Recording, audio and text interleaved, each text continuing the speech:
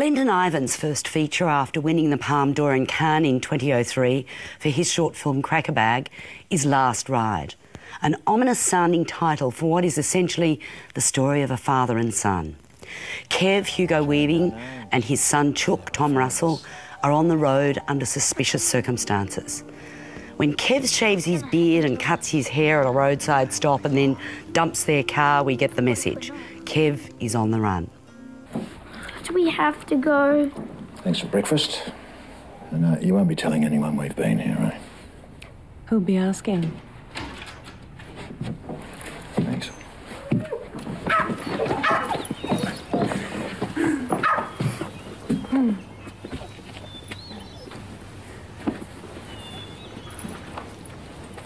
See ya. Bye. Kev's a complicated piece of work. After a lousy childhood and various stints in jail, his instinct for violence is well programmed. He is alternatively kind and then horrible to his son. I'm supposed to protect you.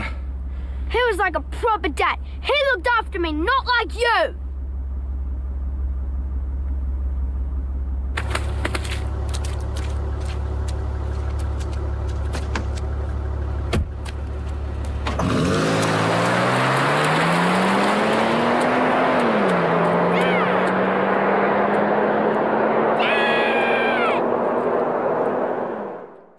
Stunning moment, that. This is the work of a filmmaker, the pared-back nature of the film, letting the visuals inform as much as the sparse dialogue is admirable. HUGO WEAVING is extraordinary as Kev. He makes this mongrel real, scary, pathetic and ultimately terribly vulnerable. And young Tom Russell more than matches his more seasoned co-star. Also notable in the cast are Anita Haig as Kev's former girlfriend and Kelton Pell as a ranger. The landscape plays a big part in this journey into darkness, this land of ours which draws the marginalised into its own sense of alienation.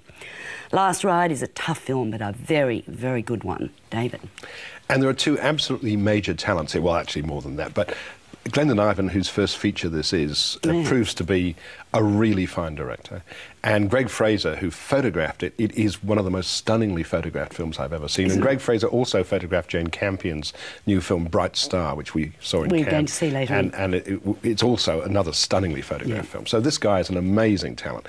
And these two talents together have turned this book, with a script by Matt Gudgeon, into a really powerful film, I think, with a very, very strong sense of place. Those scenes on the lake, the shallow water there. I've never seen anything like that, I don't think, in a film before. Just amazing stuff.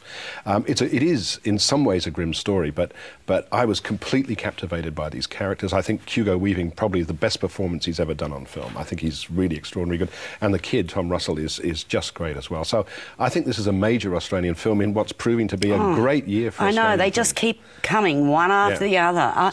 And, you know, after all the doom and gloom, hello, it's... Yeah, it's all coming together. Yeah. So I just hope this one doesn't get overlooked along with all the others. You really must go and see this film. It's a really good film. It's a tough experience, but you've got to wallow in the talent. Absolutely. I'm giving it 4 stars. I'm giving it 4.5.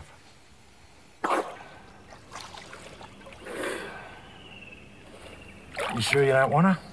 Mm-mm. No. Not even for me. No! No! Ready to swim? Swim!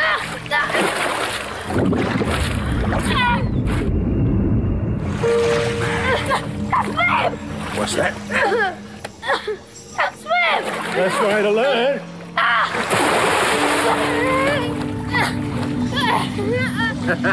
Come on! Swim, mate! What did you see in Kev? Tell me, that attracted you to this role, because he's such an ugly character. Yeah, he is, but he's also very conflicted. I mean, and in the script he's conflicted. It's very clear to me that he's someone who's on the run from something. You don't really know what that is, and he's dragging his son along with him. And obviously he's got a problem with controlling impulses and his temper and anger, and he's a particular hard-bitten man who's spent time inside. hard life, you know. But then there are other elements to him. The more I was reading this, he's seeing his sense of humour, his genuine love for his son, his desire to give his son a better life than to be a better father to his son than his father obviously was to him. And so it was the complexities and the conflict within the character to me that were really interesting. What is the mask that sort of Australian males present, and what are the realities and what are the weaknesses that they try to hide, and what are the things that they hate about themselves that they get angry about revealing, and what are the things that they can't dare show. And so that was the thing that interested me in him. Your grandfather was one of them. Wasn't he a black fella? No, mate, that was his missus. So we Afghans. Oh, yeah, a bit, I suppose, but not really. We're black fellas then. No, we're mongrels, us. Forming a relationship with someone's more important than just having the best actor you can. And so when we first met, it was really, and I'm sure it was for Hugo as well, but it's more like that initial meeting felt like it was more like, let's suss each other out and see if we can talk to each other. And I think we just ended up realising that we share a sensibility and emotionally we're attracted to the same sorts of films. And I think he saw some of the similar stuff in the script that I was really wanting to do that isn't actually on the page. Dealing with Hugo, because he's such a great actor, and then dealing with Tom, who's this fresh little kid who's never done anything, it was really interesting sort of watching them work with each other as well. Like Hugo, you could go off and talk about subtext and character for days or hours on end, and Tom, it was really direct and like he had a concentration span of a 10-year-old, so you didn't really want to know any of that stuff. But I could see that Hugo and Tom, obviously Tom learned a lot from Hugo, but I've got a sneaking suspicion that Hugo learnt something from Tom as well about, kids are just present and they just are. And I think that's 90% of what an actor tries to do, is actually be in the moment. There are scenes that are very confronting with that kid. Now, how do you, as a filmmaker and as a responsible person towards a kid, how do you deal with that? Tom was really worried about it, and we, obviously we devised a way that we could be as rough as possible to him, and he, he wasn't going to get hurt at all, at all. But what was surprising there was that emotionally it was really draining for him and for Hugo as well, because at that point of the film they were really close together, so it is just a really hard thing to do. I don't know, it's a tricky thing for me to talk about, because I just felt like you have to treat it in a very real way, but at the same time not hold back and not just suggest that this is what's happening. It's actually try and see it in its entirety for the length that these things happen and in that sort of brutality.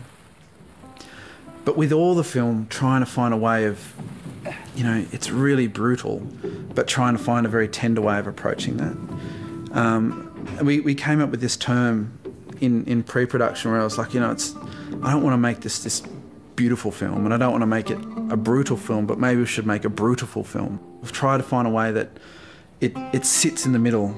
You're seeing all this horrible stuff, but it's being presented in a way that doesn't have this pretty veneer over the top of it, but it's sort of not being presented in this sort of gritty, kind of harsh way as well.